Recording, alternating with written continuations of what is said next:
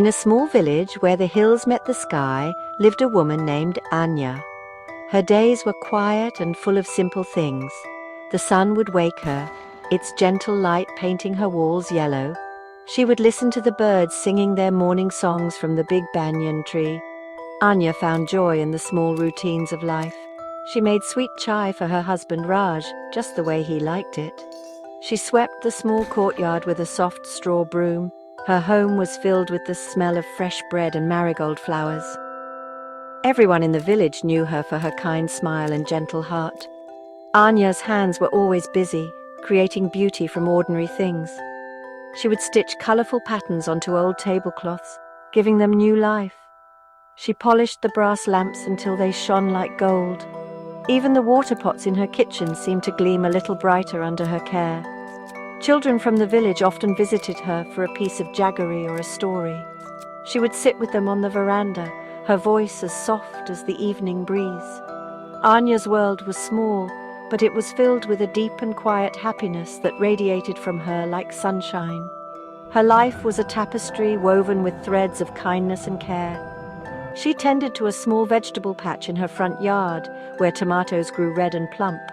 She shared them with her neighbors, never asking for anything in return. When the postman came, tired from his long walk, she always had a cool glass of water ready for him. Anya believed that kindness was like planting a seed. It would grow and spread, making the world a little more beautiful. Her days were not filled with grand adventures, but with countless small acts of love that made her life rich and meaningful. Raj, her husband, saw her as a simple, loving wife. He appreciated the comfort and warmth she brought to their home. He loved the predictability of their life, the steady rhythm of their days. He saw her tending to the house, humming old folk songs, and thought he knew everything about her. He saw the contentment on her face and assumed her world was as small and open as their little house. He did not know that behind her quiet smile, Anya held a secret. It was a secret as colorful and fragrant as the rarest of flowers, hidden away from the world. At the very back of their property, behind a line of tall bamboo trees, stood an old wooden gate. It was grey with age and covered in creeping vines.